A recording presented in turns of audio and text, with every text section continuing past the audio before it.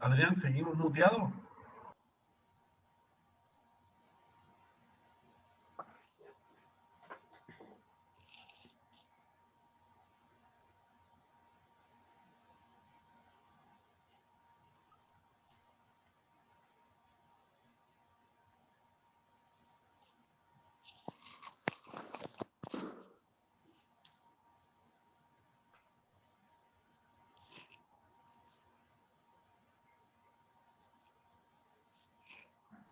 Sí, por favor, seguir muteados.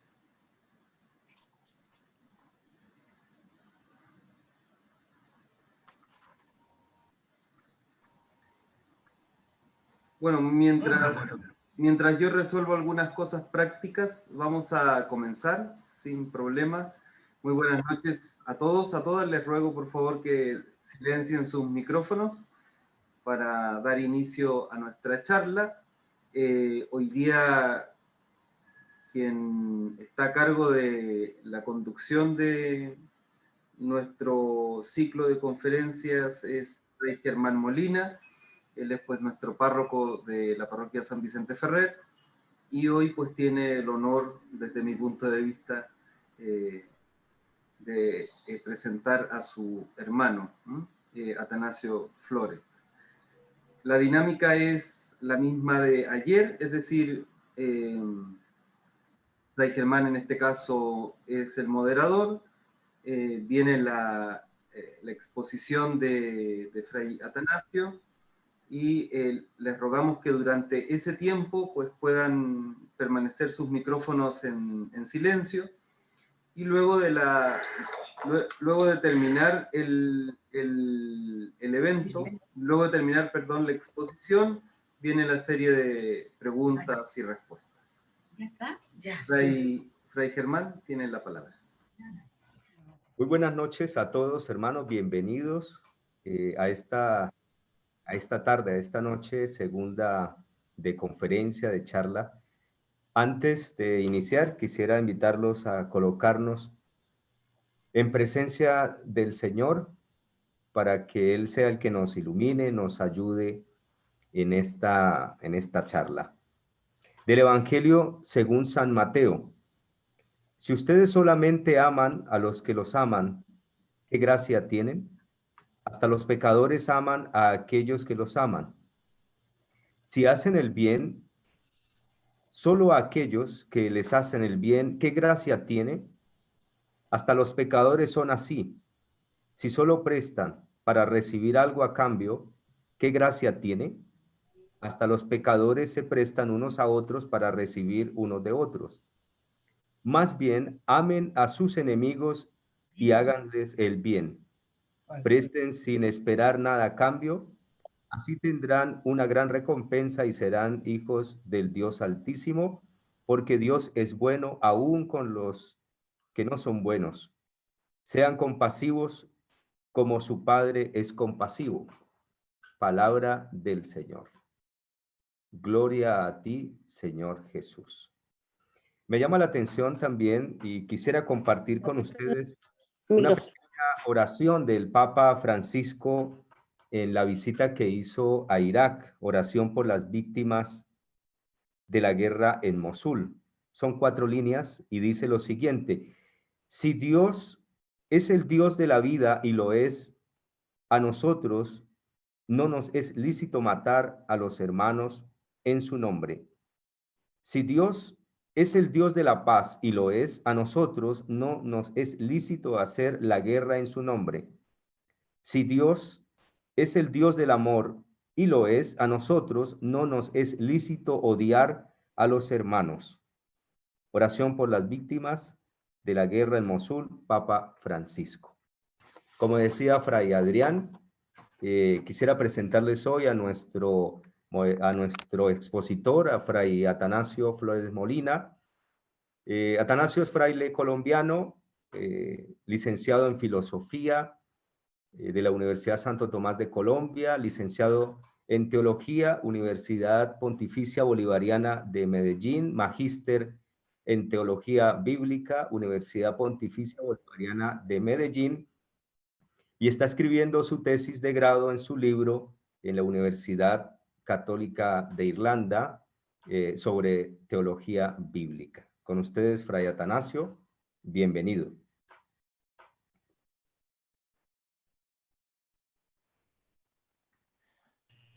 Bueno, muchísimas gracias. ¿Qué tal el sonido? ¿Bien? ¿Sí se escucha? Ok. Bueno, muchísimas gracias. Bueno, quiero agradecerle a usted, mi hermano Germán, y a ustedes, mis hermanos Adrián, y bueno, a todos ustedes quienes, bueno, se han dado a la tarea de sentarse un momento y de sacar un momento de su tiempo para reflexionar sobre, yo creo que el gran mensaje y uno de los grandes legados del Papa Francisco. Y es tratar de, bueno, me comentaban que ayer tratar como tema central, dijéramos, su última encíclica, que es Fratelli Tutti. Me comentaban que, bueno, ayer tuvieron como una visión general de lo que es Fratelli Tutti, y hoy lo que quisiéramos, dijéramos, acercarnos a Fratelli Tutti es también, sobre todo, teniendo como punto de partida un mensaje que es central allí en la encíclica, y sobre todo un mensaje que es central para nosotros en nuestra vida cristiana y en el Evangelio sobre todo, y es el mandamiento del amor, que es lo que yo creo que es como nuestro ADN. La humanidad entera, bueno, más o menos entendemos y sabemos de qué se trata el amor, pero nosotros en nuestra vida cristiana tenemos una manera muy, muy especial de entenderlo, una manera especial de vivirlo, una manera especial de experimentarlo. Y para nosotros ese amor con mayúscula, y para nosotros ese amor hecho carne, hecho persona, hecho realidad, hecho historia, aquí en medio de nosotros, tiene nombre propio. Y es justamente el rostro de Dios que se hizo humano y que está en medio nuestro. Y ese nombre propio es nada más y nada menos que Jesús. Jesús, que es Yeshua, que significa Dios con nosotros. Yahvé está con nosotros, que es el Emmanuel. Y él pues llegó a nuestra vida, llegó así como llegó a este mundo, llegó a nuestra vida para, dijéramos, darle una vuelta radical, darle una vuelta total a lo que nosotros somos. Y por eso él nos ha marcado a nosotros, nos sigue marcando, y hoy, en siglo XXI, nosotros seguimos ahora dando testimonio de él. Bueno, ahí al comienzo de la encíclica de Fratelli Tutti, sabemos que esta la escribió el Papa Francisco, justamente la firmó el año pasado. Es, si no estoy mal, es la primera encíclica que un papa la firma fuera de Roma. Él la firmó allí en el 3 de octubre, justamente en la tumba de la tumba de San Francisco de Asís, allí al norte de Italia, en Asís justamente. Y fue muy especial porque estaba, creo que, pensado para firmarla el 4 de octubre, que es la fecha de la fiesta del Papa Francisco, de San Francisco de Asís. Pero por motivos de la pandemia, como ustedes recordarán, ya por esos momentos ya estábamos en la pandemia, entonces se tuvo que adelantar para el 3. Y allí hubo un discurso especial del Papa, una ceremonia lo más de sencilla, con pocas personas, pero allí nos regaló el Papa este testimonio para la humanidad y sobre todo para la Iglesia, que ojalá nosotros lo sepamos tomar y lo sepamos, dijéramos, tomar en nuestra vida y tomar en nuestro corazón para tenerlo como una ruta de camino en esta barca en la cual todos estamos. Allí comenzando, en la Fratelli Tutti, el Papa dice, bueno, él nos quiere proponer a nosotros, tomando un ejemplo, el ejemplo de vida de San Francisco de Asís. San Francisco de Asís dice que él, cuando le escribía a los suyos, él empezaba con esas palabras, Fratelli Tutti, que en el lenguaje original, empezando con eso, Fratelli Tutti es del italiano, ahí se refiere a todos los seres humanos, hombres y mujeres, como hermanos y como hermanas. Y él dice que allí él da muchos consejos en esa dijéramos, en esa carta que escribe San Francisco para sus hermanos y para sus hermanas. Está hablando del cántico de las criaturas, ¿sí? Y uno de esos consejos que dentro de tantos consejos, hay un consejo que es la vida con sabor a evangelio. La vida con sabor a evangelio. Y resulta que allí, dentro de esa vida con sabor a evangelio, directamente nosotros nos vamos a encontrar con muchos consejos. Pero el consejo central es el consejo del amor, y de un amor que va más allá de las barreras. Lo escribe allí el Papa Francisco, eso está justamente en el número 1, un amor que va más allá de las barreras. Cuando nosotros pensamos en el amor cristiano que va más allá de las barreras, inmediatamente nosotros también podemos pensar en algo que es primordial y que es clave en nuestra vida, y es el amor a nuestros enemigos, el amor que no tiene barreras justamente. Bueno, y esto de una vez me lleva a mí bueno, esto fue una tesis que escribí allá en Medellín. Bueno, no fue en Medellín, eso comencé en Medellín, luego, bueno, fui a Ecuador, allá estuve 3 años, luego volví a Colombia, en fin, luego volví a Medellín y por fin terminé allá en el año 2012. Fue un trabajo duro, un trabajo arduo, pero bueno, aquí está, y por aquí estuve buscando justamente ahorita y encontré una copia de esta tesis. Bueno, y más o menos lo que recuerdo yo y que podemos, para llevarlos un poquito hacia cómo aparece el amor a los enemigos, sobre todo en el Evangelio de San Mateo, que es donde yo me inspiro, y es muy bello porque aparece el amor a los enemigos en uno de los primeros discursos que Jesús le dirige a los suyos. Sabemos nosotros que nos acercamos a Jesús gracias al testimonio de otros. Nos acercamos nosotros a Jesús gracias al testimonio de nuestros antepasados. Testimonio que está escrito con vida, está escrito con sangre y está escrito con amor. Nosotros no tenemos a Jesús frente a frente, así como yo, por ejemplo, ahorita estoy viendo al padre Julián aquí, ¿sí? O como yo estoy viendo a Adrián ahorita, a mi hermano, ¿sí? No, a Jesús lo tenemos es en nuestro recuerdo, lo tenemos es en nuestra memoria, y lo tenemos es gracias a su palabra y a su mensaje que ha atravesado los siglos y que hoy llegó hasta nosotros, ¿sí? Y en nosotros llegó de manera poderosa ese testimonio de Jesús a través de la Sagrada Escritura, pero de manera especial a través de los evangelios. Y como sabemos, bueno, en Biblia, cuando estamos hablando de los evangelios, sabemos que los evangelios no son solo 4, ¿sí? Los evangelios canónicos, que son palabra de Dios, son 4, que los conocemos, está San Marcos, San Lucas, San Mateo y San Juan, pero hay muchos otros evangelios que luego la tradición los ha llamado evangelios apócrifos. Pero bueno, uno de esos evangelios es el evangelio de San Mateo. Y cada evangelista tiene su propia mirada de Jesús. Es interesantísimo cuando uno se acerca a mirar, por ejemplo, un poco sobre lo que hay detrás, el mundo que está detrás de cada evangelio.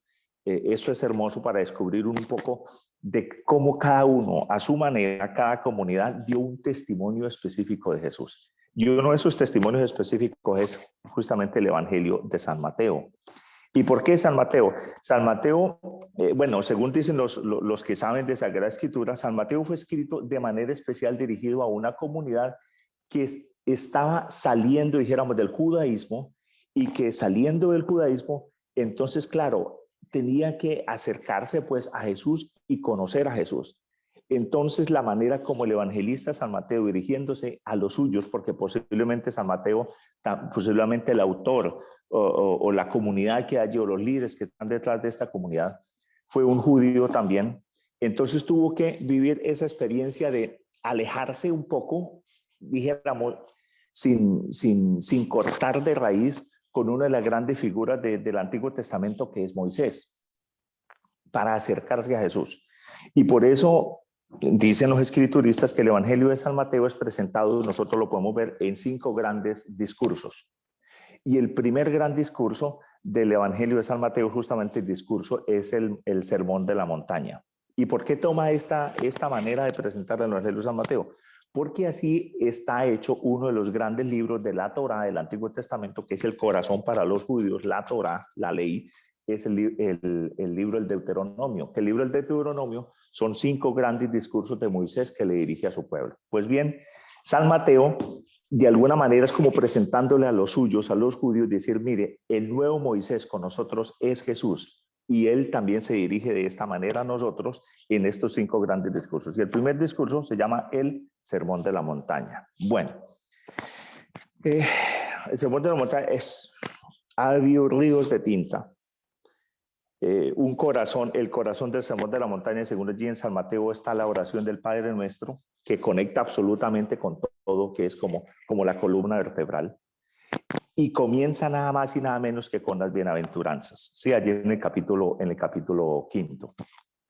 Bueno, y es muy bello.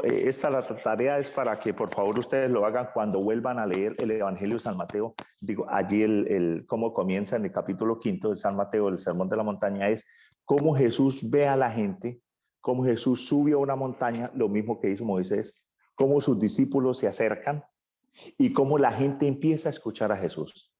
Y Jesús abre sus labios y comienza este hermoso Sermón de la Montaña. Primero que todo, empezando con las bienaventuranzas. Luego llega Jesús, parte también de su sermón son las antítesis. Antítesis sabemos que es un artificio literario. Una tesis es, bueno, esto es un libro, uno dice que es la tesis, pero realmente una tesis es lo que usted afirma. Pues Jesús aquí se presenta con una autoridad superior a la de Moisés y presenta unas antítesis. Si antes ustedes escucharon que se les dijo esto, ahora yo les digo esto. Y una de las antítesis es justamente el amor a los enemigos. Jesús dice allí, ustedes escucharon antes que se les dijo, que fue justamente lo que leyó aquí mi hermano Germán, ¿sí? Lo que les dijo, ustedes escucharon, a ver dónde está, es que la letra está pequeñita, dice aquí, ustedes escucharon, se les dijo, amarás a tu prójimo y odiarás a tu enemigo. Pues yo les digo, amen también a sus enemigos.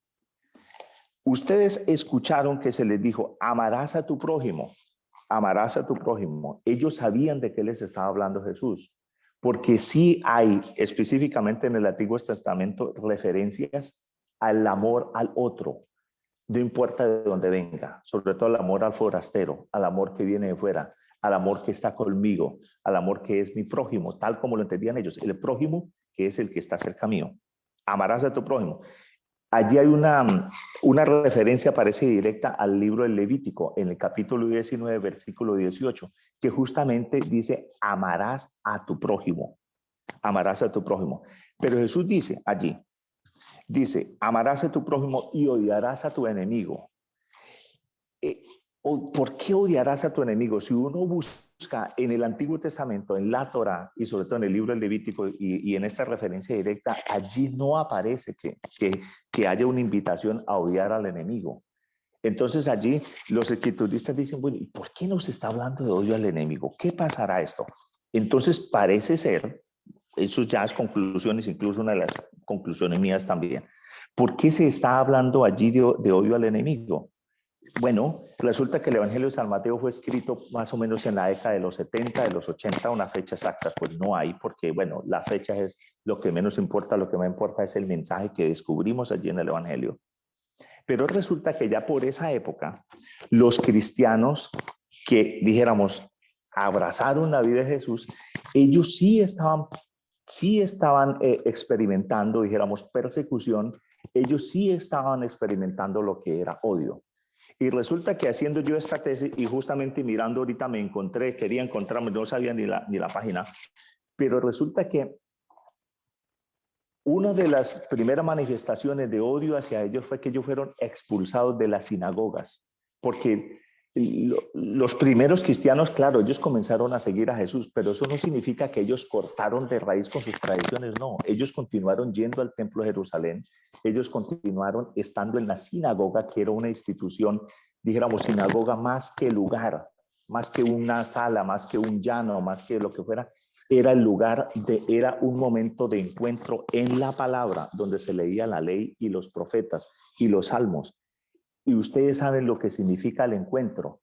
Yo creo que ahora en esta pandemia, cuando hemos estado y que todavía estamos encerrados, aquí en Irlanda todavía estamos encerrados, nosotros hemos valorado lo que significa el encuentro con el otro, la importancia de estar en contacto con el otro. Imagínense que a los primeros cristianos a eso se lo cortaron de raíz y ellos fueron expulsados de la sinagoga. Cuando fueron expulsados de la sinagoga significó para ellos que también se les estaba acabando parte de su vida, porque era el encuentro con los demás, era el encuentro con los suyos y el encuentro en la palabra. Cuando eso aún no había escritos, dijéramos, como los conocemos del Nuevo Testamento. Ellos lo que conocían eran sus escritos con los cuales vivieron toda su vida y bebieron de allí su fe y eran los del Antiguo Testamento. Bueno, resulta que en la sinagoga había parte de las oraciones que había 18 bendiciones que comprendían oraciones de la mañana rezadas por los judíos en tiempos de Jesús. Había 18 bendiciones. Pero resulta que ya más o menos hacia el año 85, los judíos adicionaron una nueva bendición a las 18 bendiciones. Y resulta que esa bendición, le llamaron bendición, era como un eufemismo. Eufemismo es llamar bonito a algo que no es bonito.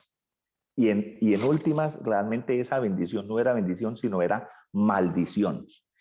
A esa maldición, o a esa bendición, eufemismo llamado bendición, que la llaman la Birkat Haminim. Birkat Haminim.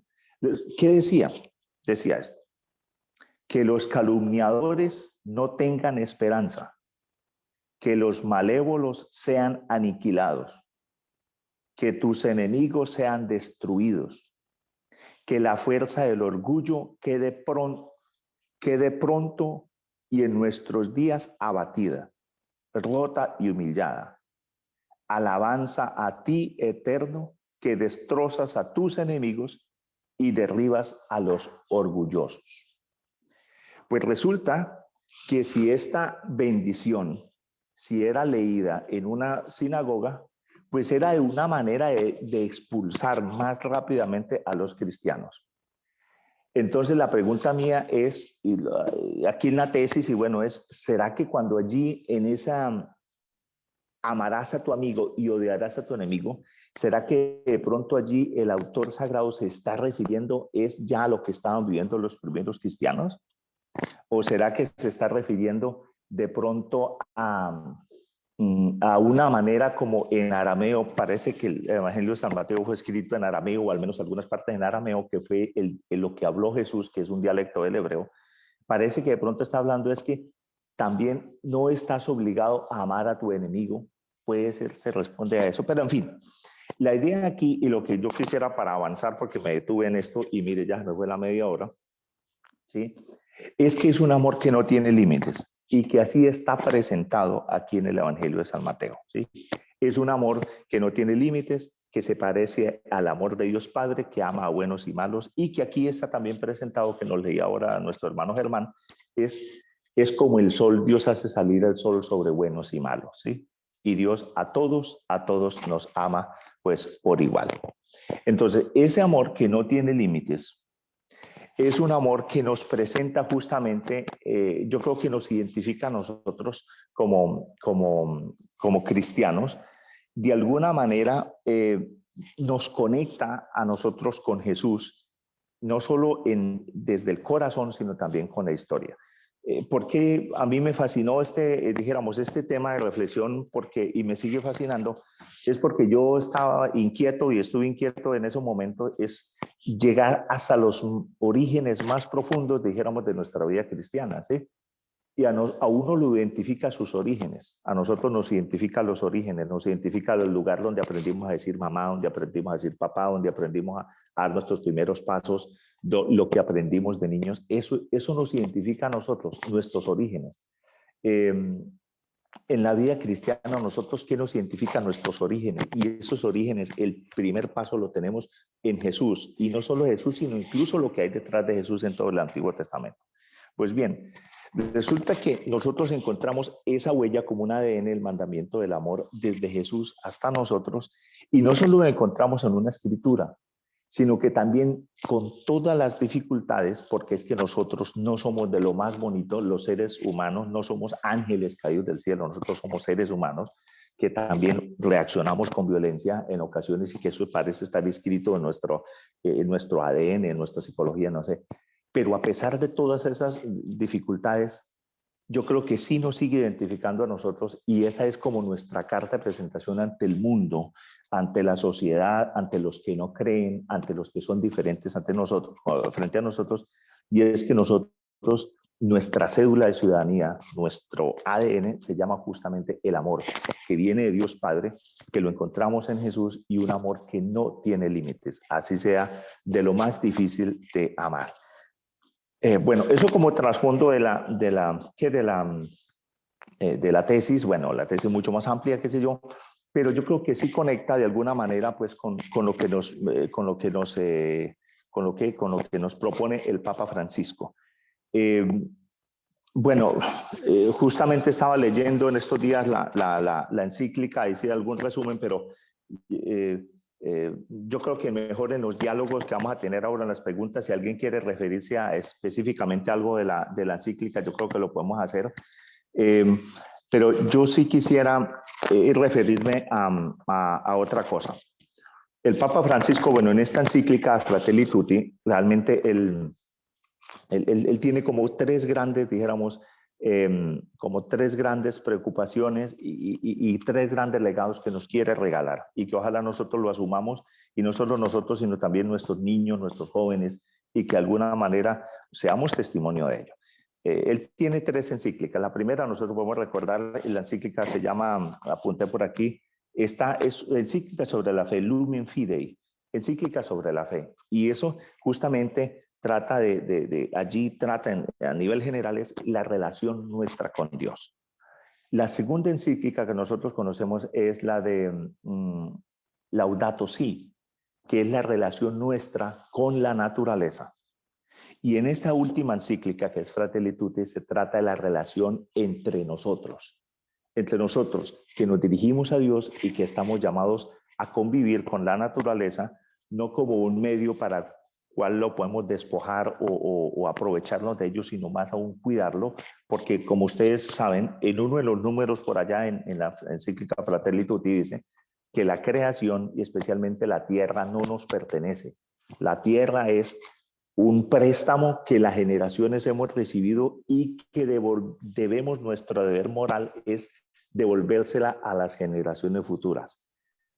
Sabemos nosotros lo que está pasando con nuestro mundo, sabemos nosotros lo que pasa con estas pandemias y tantas cosas que está pasando, tantas guerras, que las guerras por el agua, que las guerras por el poder, las guerras económicas que tenemos, por ejemplo, por la explotación de la tierra. Uno de los grandes problemas que tenemos en Colombia y como el principio de la guerra en Colombia, tanto la guerra es el problema de la tierra, por ejemplo. En fin, desafortunadamente no hemos aprendido como humanidad, ¿sí?, a vivir en una hermandad.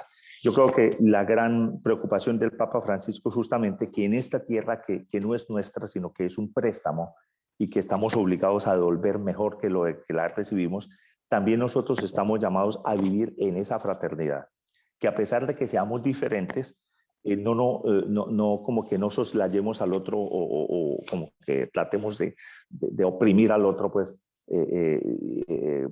con ideologías o de pronto porque tenemos algo poder o qué sé yo.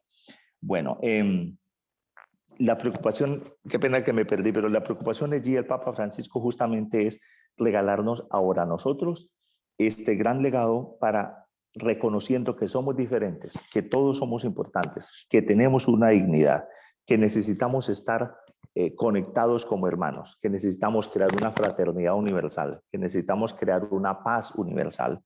Necesitamos nosotros de manera especial ese gran consejo y es el amor que va más allá de las barreras. Y ejemplo de ello es no solo lo que nosotros estamos viendo en estos días, no solo pues lo que tenemos en la encíclica Fratelli Tutti, sino lo que él mismo está haciendo. Ustedes vieron ahí en la foto que es justamente tomada de una revista que se llama The Tablet, que ustedes la encuentran ahí también, está ahorita en la pantalla, que es uno de los encuentros que el Papa tuvo ahora con el gran Ayatollah allá en Irak en esta visita. Ustedes saben que esta visita, bueno, fue justamente la foto que nosotros estamos viendo allí. Yo creo que esta visita es muy, muy, muy importante en todo sentido. Es importante, dijéramos, desde el punto de vista nuestro como iglesia, como humanidad incluso, que debemos mirarnos con respeto, así no tengamos la misma fe o así seamos ateos o lo que sea, estemos en la orilla que estemos. Pero sí es muy importante porque es un grito hacia el mundo de que sí se puede, dijéramos, estar en contacto con el que es diferente a mí. Al Papa Francisco, ustedes saben que esta visita, bueno, se tenía planeada para mucho antes. Pero a él le dijeron que no fuera. ¿Por qué? Porque era muy peligroso. Justamente, no solo por lo que está pasando con la pandemia aún, sino porque es un pueblo que, sabemos nosotros, ha sufrido mucho y porque hay muchos peligros allí. Y ustedes recuerdan que de Irak nosotros sabemos poco, al menos yo sé muy poco de Irak, pero uno de los recuerdos que tengo de Irak fue la guerra ya que hubo en 1983, en la guerra del Golfo Pérsico, me acuerdo yo, ¿sí? La guerra de Bush, ¿se acuerda cuando se fue y en fin? De pronto yo me quedé con esa imagen de Irak, pero ahora con esta visita del Papa Francisco, dije yo, bueno, ¿qué hay? Allí hay algo interesante. Y resulta que leyendo justamente unos artículos por allí me encontré del gran sufrimiento de esta gente, que son tan buenos y son tan especiales también, ¿sí?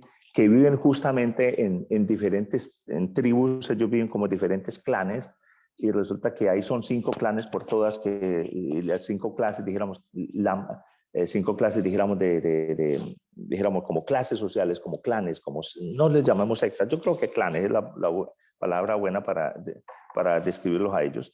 Allí hay sunitas, allí hay chiitas, allí hay cristianos que son la gran mayoría, allí hay kurdos, allí hay casiris. Por ahí leyendo me llamó la atención que dice que hay un chiste entre ellos y dice que si usted encuentra a un iraquí, usted encuentra a un iraquí. Si usted encuentra a 2 iraquíes, encuentra 3 sectas. Imagínense detrás lo que hay, detrás de ellos lo que hay, ¿sí? Como ellos han vivido, ¿sí? La importancia del clan, pero también las divisiones que posiblemente ellos tienen allí internamente. Bueno, fue tan importante la visita del Papa Francisco allí porque justamente para ellos y para el mundo es un grito decir que la fraternidad sí es posible. ¿Sí? De lo que él dice aquí en la encíclica Fratelli Tutti, que nosotros estamos llamados a leer y a estar leyendo, sí es posible. La fraternidad sí es posible. Que es posible construir puentes, que es posible derribar barreras y construir puentes. Es importante esta visita para darnos a entender a nosotros que sí es posible el amor y que tiene sentido el amor. Así uno a veces se desfallezca porque uno dice, ¿cómo así voy a hablar? ¿Cómo así que voy a amar a mi enemigo? ¿Cómo así que voy a amar al contrario? ¿Cómo así que yo tengo que amar incluso a aquel que me ha causado daño? ¿Sí? Bueno, allí hay ejemplos específicos en la encíclica, en estos casos, una de las últimas partes, que nos da unos consejos de cómo amar al enemigo, ¿sí? Pero esta visita al Papa Francisco allí es un grito de decir que sí es posible y que el amor vence y que la fraternidad vence y con lo que él ha escrito, él mismo lo está llevando a cabo con su propio cuerpo y en sus propias espaldas. Es muy importante por ello y es muy importante también por el testimonio hacia el mundo. El Papa Francisco tiene 86 años, el Papa Francisco, la salud no está muy bien que digamos, ustedes lo ven en las imágenes, cada día él está cojeando más, ¿sí? Él tiene una de las cosas que más le afecta es una ciática que tiene y los que han sufrido ciática saben el dolor tan terrible que esto implica. Bueno, pues el Papa Francisco caminó con sus propios pies hasta allá, ¿sí? Hasta allá en estas condiciones. No solo eso, sino en medio de la pandemia, Pero el Papa Francisco, una de las cosas que dijo, yo quiero ir allá a pesar de que le hayan dicho que no, es porque allí hubo una minoría cristiana que quiso encontrarse con él. Una minoría cristiana que quiso encontrarse con él. Y era muy importante para estos poquitos cristianos, y no cristianos católicos, no solo católicos, sino también de otras tradiciones antiquísimas, pero cristianas, ¿sí? Es importante que uno de los, dijéramos, descendientes de los sucesores de Pedro, vicario de Cristo en la tierra, quien proclamó el amor universal, estuviera en medio de ellos. Y es la primera vez que un papa va allí. Es la primera vez que un papa se encuentra con el gran ayatolá. Este ayatolá es el máximo jefe, dijéramos, espiritual y religioso, que puede unir a esa sociedad también tan fragmentada. Y al encontrarlos a ellos allí unidos, sí es posible para los demás decir, si el Papa vino, si el Papa se encontró con el gran ayatolá, si el gran ayatolá también está convencido de que solo la unidad hace la fuerza, entonces es posible que también se empiece a asentar la paz allí en aquella región. Es importante para esos poquitos cristianos, para todo este pueblo, y también es importante pues para todo el mundo, y de manera especial para nosotros en la iglesia, como un testimonio de que sí tiene sentido lo que vivimos, lo que hacemos, lo que practicamos y lo que intentamos vivir. Que no somos perfectos, nadie es perfecto, pero que nosotros sí podemos seguir justamente ese camino de Jesús. Qué pena que yo hablo mucho, me perdí, no me perdí, me hablo mucho, mire, yo siempre escribo cosas porque iba a leer de aquí, pero bueno, en fin, yo creo que yo paro ahí y mejor le doy paso a que si ustedes quieren preguntar o dialogar, porque mire, pues. ya me pasé 11 minutos. Sí, pues. ¿Aló? Bueno, damos las gracias a Fray Atanasio, que bueno, ya en Irlanda es de madrugada, creo, ¿no? Y también sí, aquí son las 12:11 ya. Ya. Bueno, quedan abiertos los micrófonos para que, a modo de preguntas o a modo de compartir algunas experiencias de las personas que ya han leído, han tenido en sus manos esta hermosa encíclica del Papa, pues pueden hacer sus comentarios, hacer sus preguntas. Pueden levantar su mano y damos la palabra para continuar con la temática.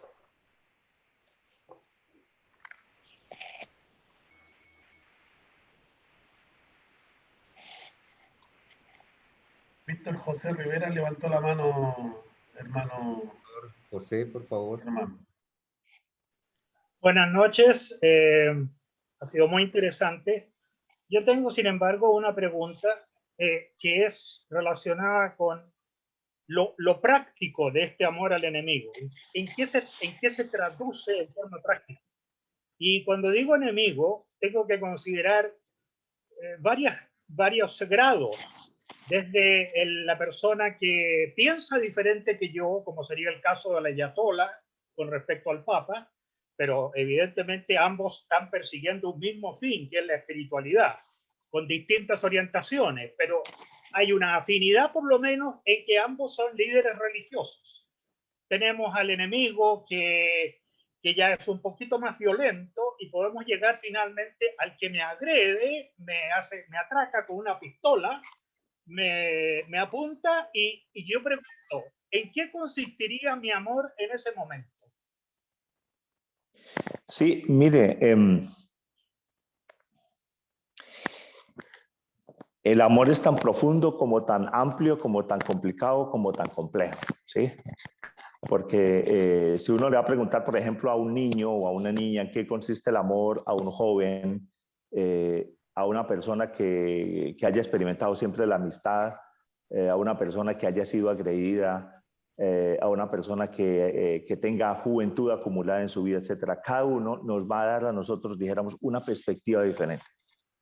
Pero yo creo que en el fondo cada uno sí va a tener una línea común, ¿sí? Una línea común. Y usted preguntaba ahorita, dijéramos, en sentido práctico, en sentido práctico.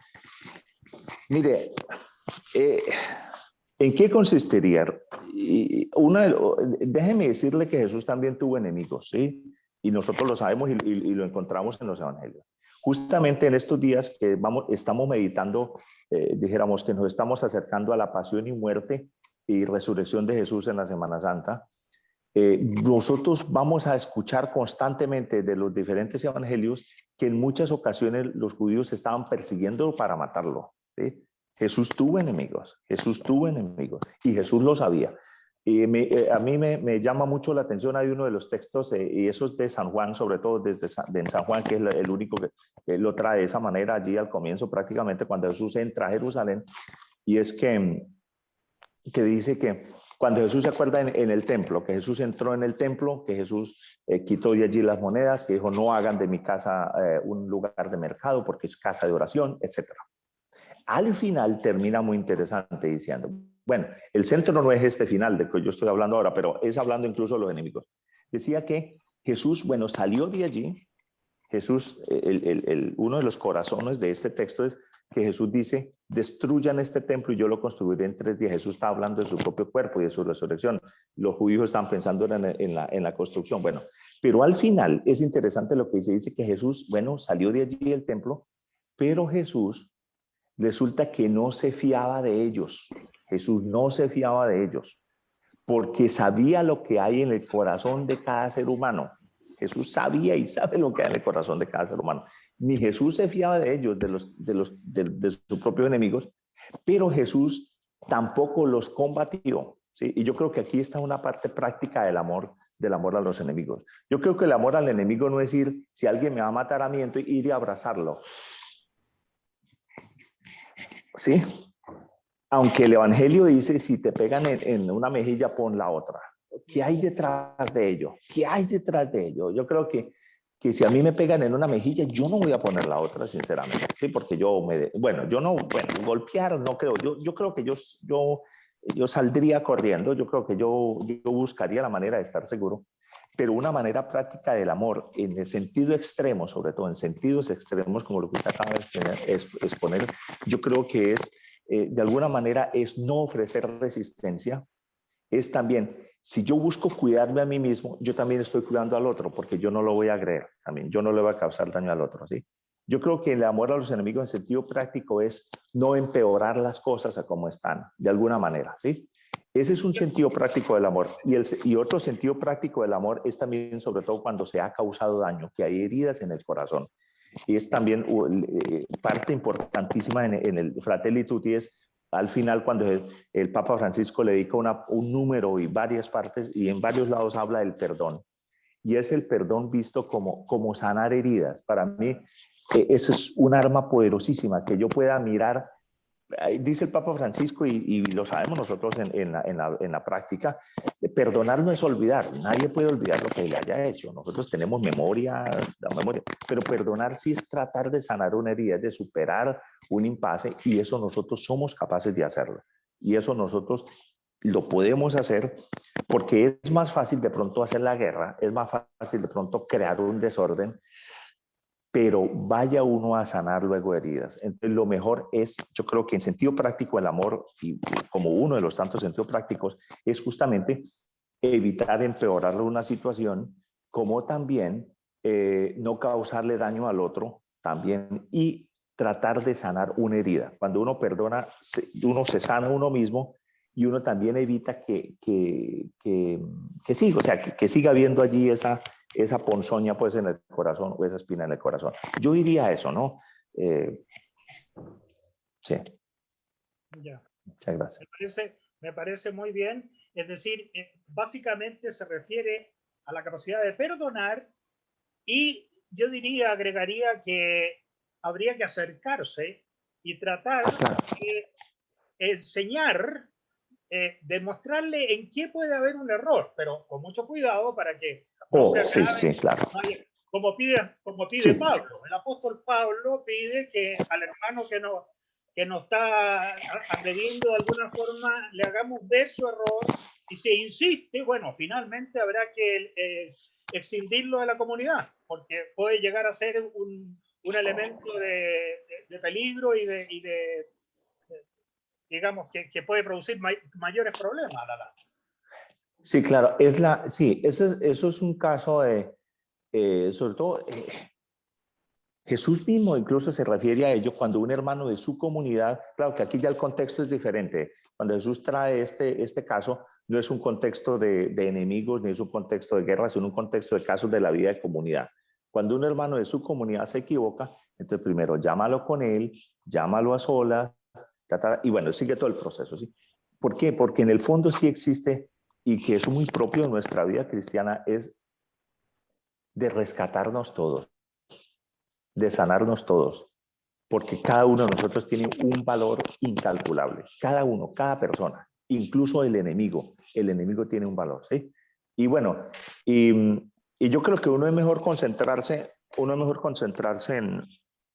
las personas que son mis amigos, o al menos no mis amigos, pero en las personas que no son mis enemigos, ¿sí? Que yo creo que son mucho más, y también, y evitar a toda costa el tener enemigos. Yo creo que uno puede evitar el tener enemigos, ¿sí? Hay casos que se salen de las manos, pero yo creo que uno sí puede evitar tener enemigos. Yo creo que eso, nosotros tenemos ese poder, ¿sí? De evitar tener enemigos. Bueno, yo diría eso, ¿no? Muchas gracias. Muchas gracias. Otra pregunta, ¿alguien más que desee compartir con nosotros? Le damos la palabra a Fray Enrique. Desactivamos el micrófono. Perfecto, gracias. Estás en Irlanda. Irlanda Sí, señor. Es un país donde se dio un mayor enfrentamiento con el IRA y con otros grupos. Enfrentamiento que tuvo características religiosas, ideológicas, políticas, nacionalistas. Yo soy español y al IRA se le compara con la ETA de España. ¿Qué ambiente sientes tú que se está viviendo en Irlanda? Porque quizá puede iluminar un poco. En Chile no fue tan grave la situación de enfrentamiento, pero todavía después de tantos años perdura, digamos, muchas heridas desde el golpe militar, y yo descubro que todavía hay, no sé, algo que no ha sanado las heridas. ¿Cómo están en Irlanda? Mire, yo estaba pensando cuando estaba mirando, justamente preparando lo de hoy, que yo creo que ojalá pudiéramos, dijéramos, porque lo que pasa aquí es muy interesante, es muy interesante.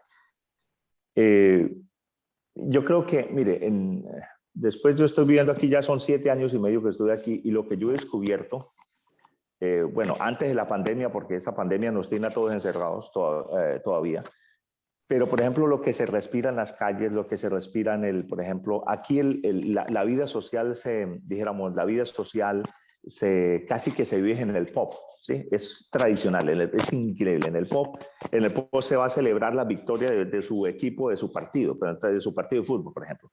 Pero no solo van los de su equipo, sino van los de todos los equipos. Entonces aquí, si yo tengo una camiseta y tengo la otra, nadie se va a poner a discutirle, a pelear, sino todos, el uno va a celebrar la victoria, el otro va a celebrar, bueno, a desahogar sus penas. Pero es increíble el ambiente de fraternidad, el ambiente de amistad, es increíble el ambiente de respeto por el otro que se vive. O sea, a mí eso me tiene impresionado y me tiene maravillado de esta gente. Y yo creo que en el fondo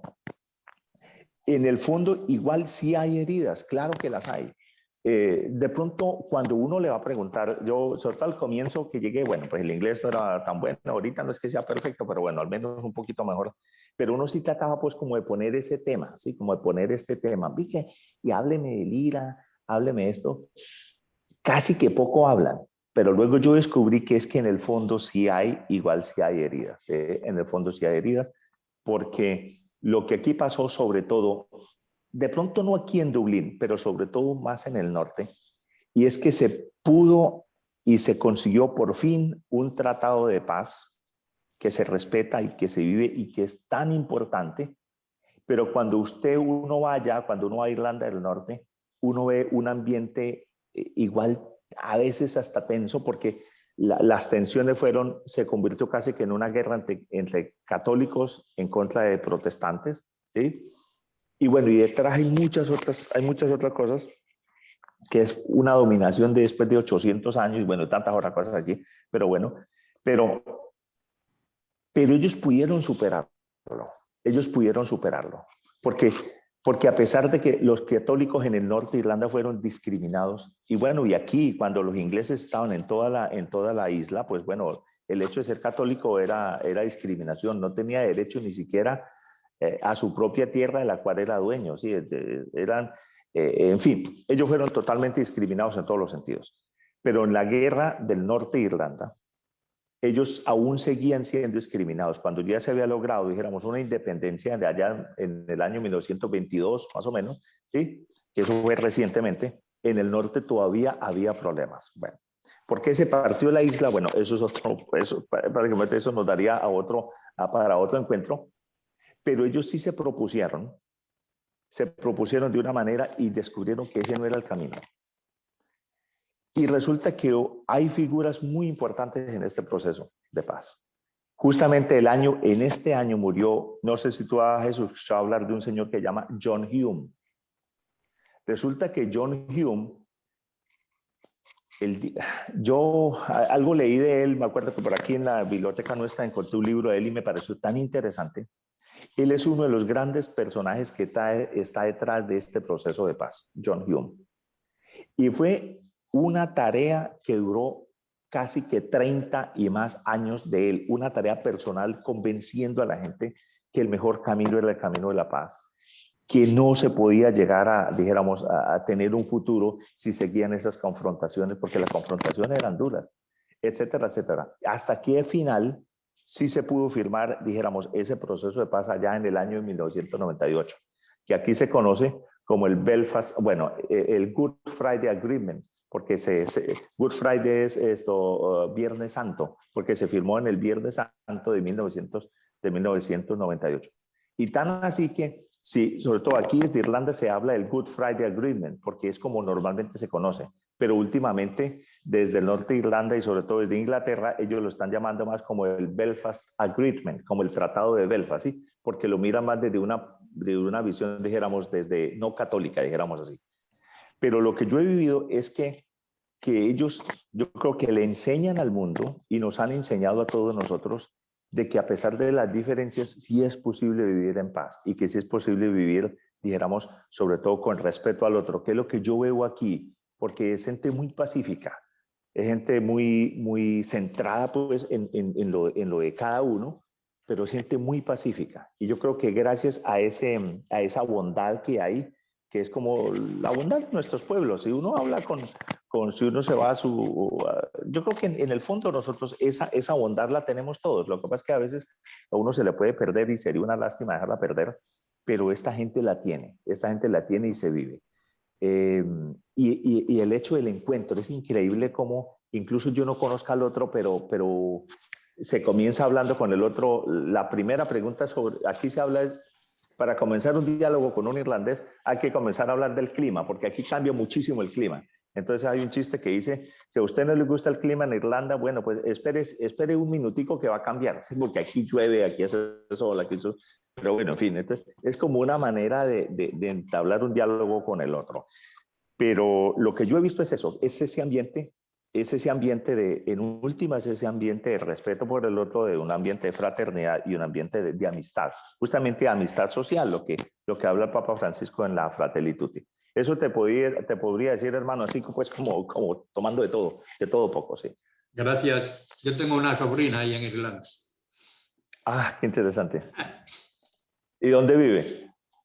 En Belfast. Ah, en Belfast, justamente, exacto, en Belfast. Allá hay una calle famosa. Bueno, en fin, yo creo que démosle paso a si hay otra pregunta por ahí. De pronto otro día pudiéramos, no sé, hablar ya específicamente de lo que pasa por aquí, porque yo creo que es muy interesante, es interesantísimo y conocerlo y ojalá nosotros pudiéramos conocerlo y aprender mucho, ¿no? Aprender mucho de ellos porque esto costó bastante. Gracias. Y justamente, bueno, en fin, yo mejor mejor le damos paso a otra pregunta o no sé, alguien más. Si alguien desea, bueno, para ir cerrando ya Scarlett jornada, Gómez, perdón, Fred. Scarlett Gómez está con la mano levantada. Perdón. Hola, buenas noches. Buenas noches.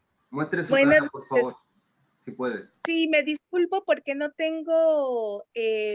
puedo ahorita habilitar la cámara por hoy. Espero que ya mañana tenga eso arreglado. Ok. Bien, bueno, en base a todo lo que nos ha explicado, más sobre todo me llamó la atención cuando habló de que el amor está en nuestro ADN, más lo que ha explicado cómo vive el pueblo de Irlanda, que ha desarrollado esta buena convivencia y esta tolerancia entre ellos. Mi pregunta es, ¿qué cree usted que conlleva a que el ser humano pueda despertarse en él este amor que está en su ADN?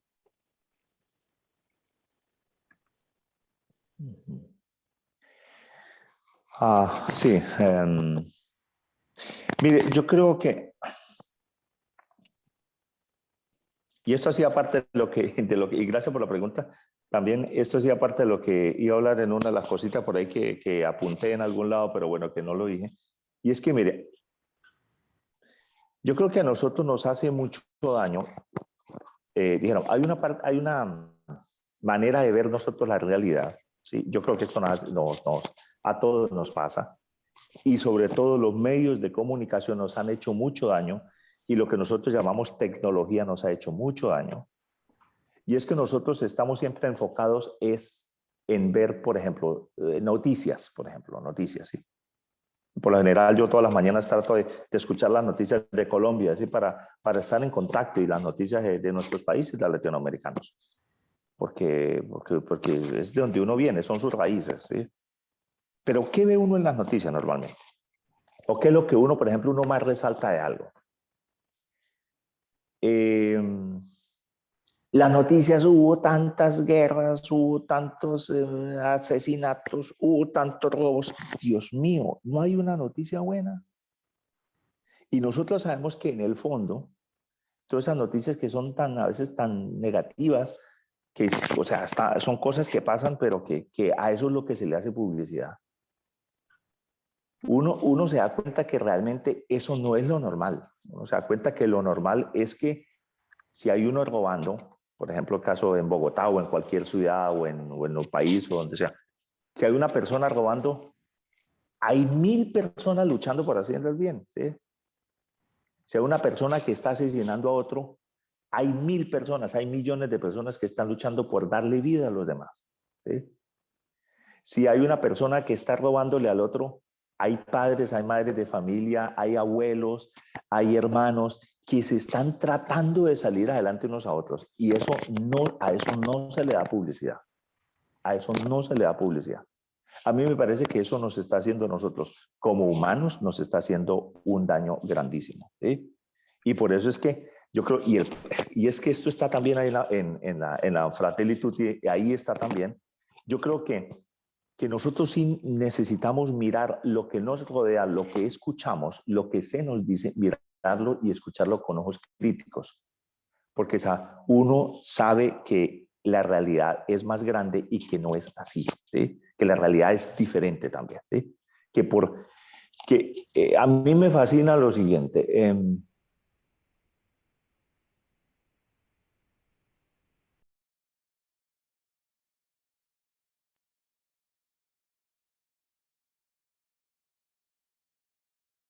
Que uno se está destruyendo el uno al otro. A pesar de ello, realmente los esfuerzos por una paz mundial, por una paz duradera y por la no repetición dijéramos, la no repetición de los errores del pasado que causan tanto daño, es muchísimo más, ¿sí? No nos hemos acabado todos, gracias a Dios, justamente porque en el fondo, en nuestro ADN, sí hay lo que nosotros, dijéramos, en nuestra vida cristiana llamamos el amor. En el fondo está el amor. ¿Y qué es lo que usted decía? ¿Qué es lo que hace que esta chispa rebrote? Realmente, lo que rebrota la chispa del amor, yo creo que es aquello que nosotros nos damos cuenta. Yo creo que cada vez que uno se despierta por la mañana, cuando uno se despierta en el nuevo día, esa chispa del amor ya la tenemos dentro. Esa chispa del amor ya la tenemos dentro. Esa chispa del amor es lo que me invita a amarme a mí mismo también, porque uno tiene que valorarse a sí mismo también. ¿Sí? Uno tiene que aprender a valorarse, valorar a los demás con el respeto, con el diálogo, con la cercanía, a pesar de las diferencias. Y la chispa del amor, yo creo que ni siquiera nosotros, yo creo que no somos ni siquiera nosotros los que encendemos esa chispa del amor. Esa chispa del amor nos la enciende es a nosotros el fuego del Espíritu Santo, ¿sí? Yo creo que ya está encendida. El asunto nuestro es un poquito acercarse a ese calor, acercarse un poquito a ese calor. Yo creo que esa es la tarea nuestra, porque la fuente de esa chispa ni siquiera no es nuestra, esa nos la ha sido regalada y esa chispa pues viene justamente, y eso es esto ya es, dijéramos, una visión espiritual también, esa chispa del amor viene de Dios mismo, ¿sí? Que está incrustado en el corazón nuestro, que es lo que nos define. Pero como uno le pone más atención es a lo que nos destruye, a lo que sí, a lo que desafortunadamente, y es que somos seres humanos, que también uno es tan difícil, yo que tratar con los seres humanos, ustedes saben que es muy complicado, ¿sí? Pero bueno, pues que sí somos, pero lo que nos identifica no es el odio, lo que nos identifica no es la guerra, lo que nos identifica no es hacer el daño, no. Lo que nos identifica a nosotros es el amor, que es lo que está en la mayoría de tantos corazones. Pero todos nosotros, tanto sufrimiento que vemos en el mundo, bueno, pero eso es otra cosa que no me quiero ir por ahí porque, mire, ya se nos está yendo el tiempo, quién sabe si tendremos más tiempo. Que Oye, por mí me iría derecho, pero bueno, pero no sé si eso ayuda en algo. Sí, una pregunta. ¿Podría hacerle una pregunta? Yo me llamo Adriana. Adriana. Gracias, Perdón, Adriana. Gracias. Disculpe, Sí. Adriana, está primero María José. Ah, perdón, ya. Y Disculpa. luego está Alfredo Peche, si no me equivoco. Ya, ningún problema. Ningún problema. Sí. Buenas noches, ¿se escucha? Sí. Sí, escucho. hola. Te escuchamos. Buenas noches, saludos desde Talcahuano, centro sur de Chile.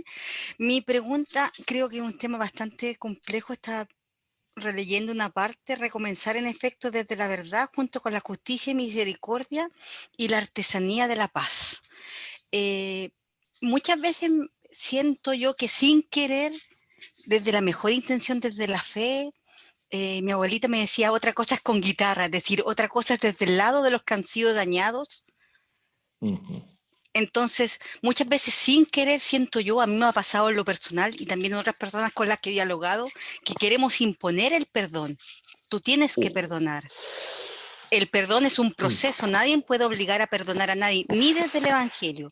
Me tocó estar aquí en Chile en una escuela de perdón y reconciliación, Espere, que vienen desde Colombia, a propósito de toda la experiencia en Colombia, ¿cierto? Y se ve, bueno, a grandes rasgos se ve como el perdón como un proceso personal para que la persona sane, pero lo que no excluye la segunda parte, la reconciliación con la justicia y la reparación. Por tanto, siento yo que en mi experiencia, desde la fe también, en mi propia vivencia, yo hay cosas que no odio, pero que no he podido perdonar, que tengo la intención, pero todavía no llego a esa parte del proceso.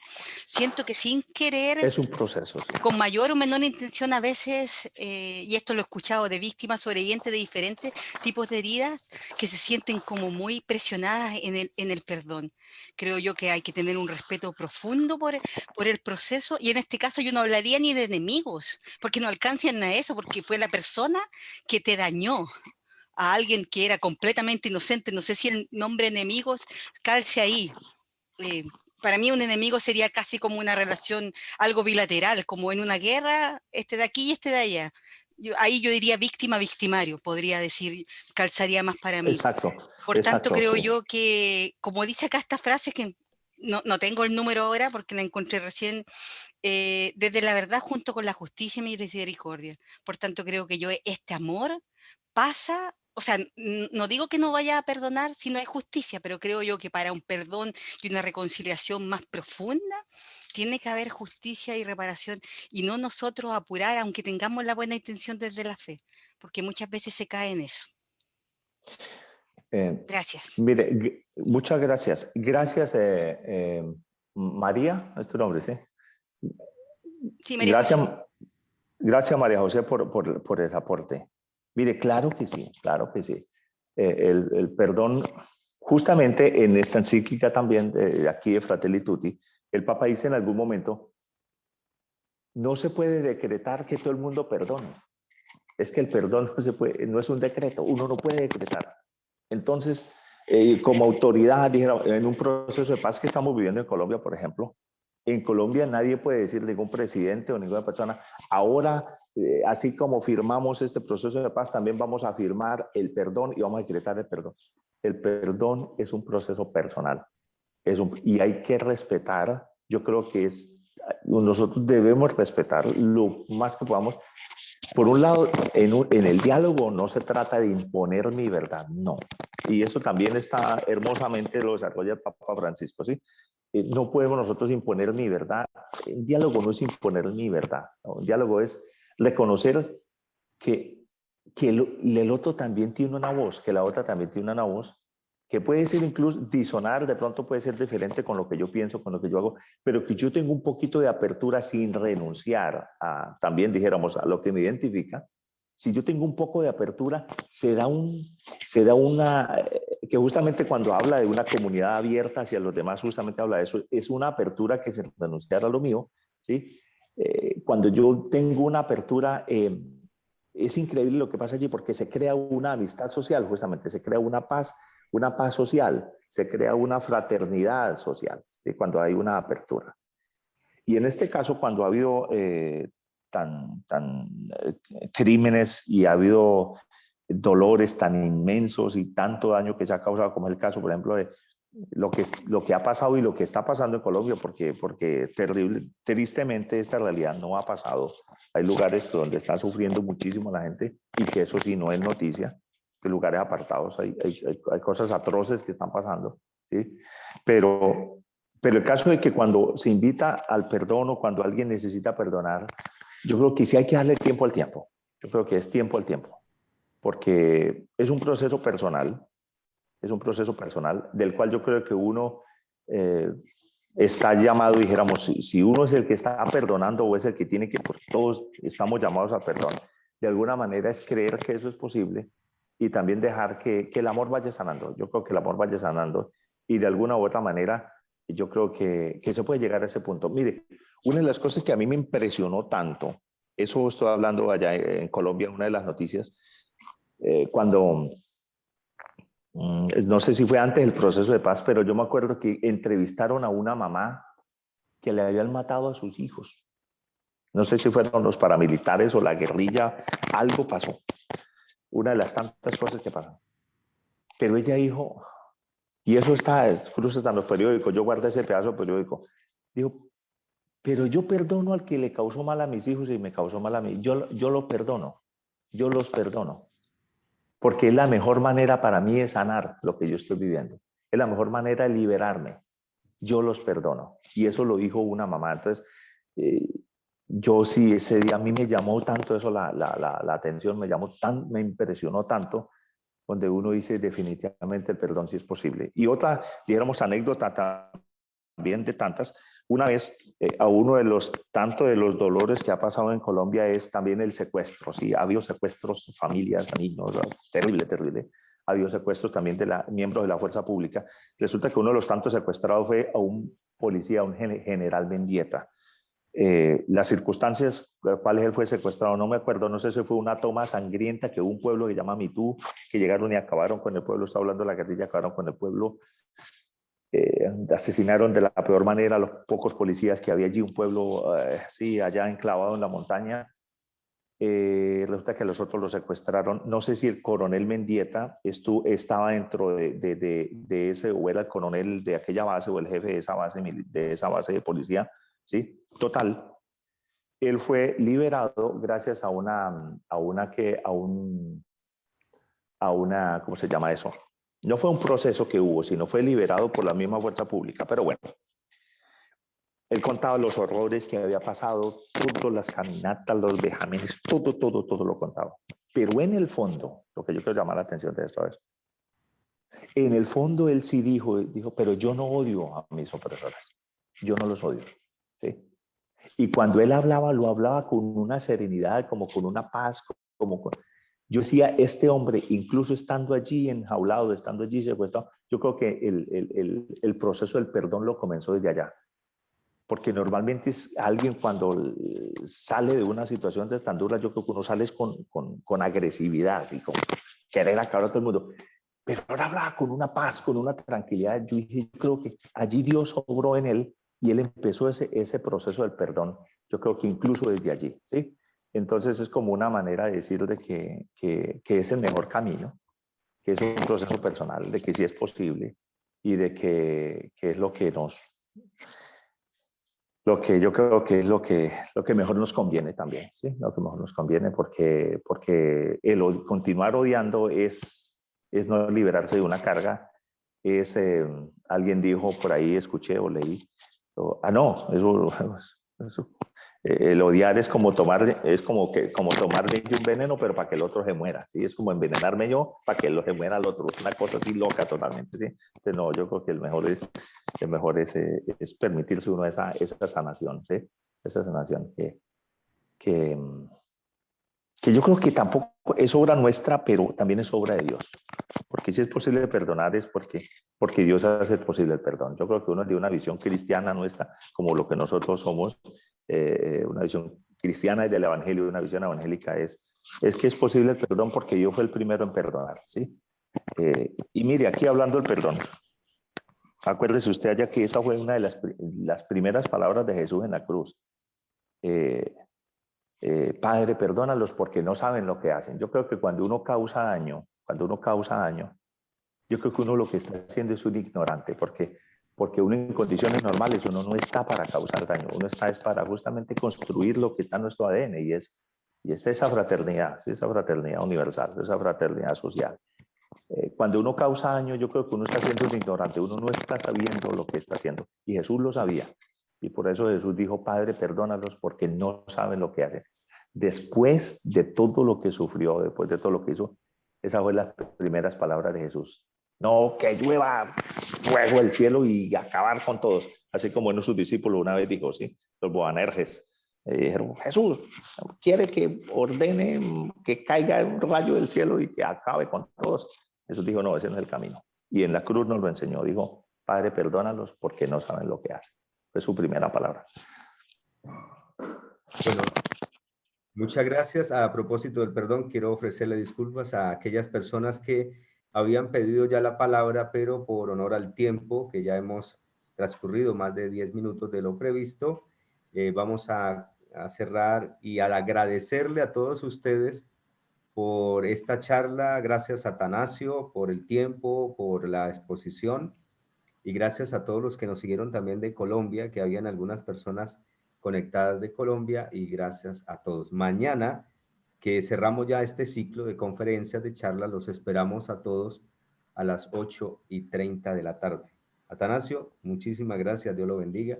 Fray Adrián. Muchas gracias a usted, mi hermano Germán, muchas gracias a todos. Muchas gracias. Gracias por su paciencia y gracias por estar allí, y sobre todo gracias por continuar en este camino que hemos emprendido todos, ¿sí? Es el camino que nos marca el Evangelio. Bueno, yo creo que de pronto en otra ocasión, si es posible continuar de pronto con las de pronto preguntas que hayan tenido, no sé, yo creo que es posible en otro momento que continuamos dialogando, porque realmente que esto es como un comienzo apenas, porque hay mucho yo creo que por dialogar, por expresar, en fin, pero bueno, el tiempo pues nos lo limita, ¿no? Aunque bueno, pues por mí no hay problema, yo me acuesto tarde, pero no sé, también hay que respetar el tiempo de ustedes, no sé cómo estén de tiempo. Muchas gracias. Muchas gracias. Muchas gracias. Gracias. Un momentito, Gracias, muy para amable. terminar, recordarles, como decía Fray Germán, que nos vemos mañana en el último día del ciclo de conferencias sobre Fratelli Tutti, Sorelle Tutte.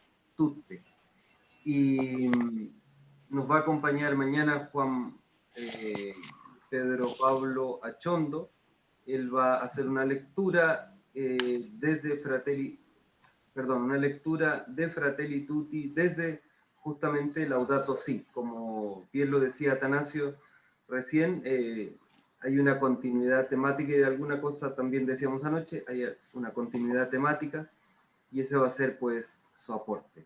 Entonces, a ver si, al igual que hoy, empezamos sumamente a la hora, muy puntuales.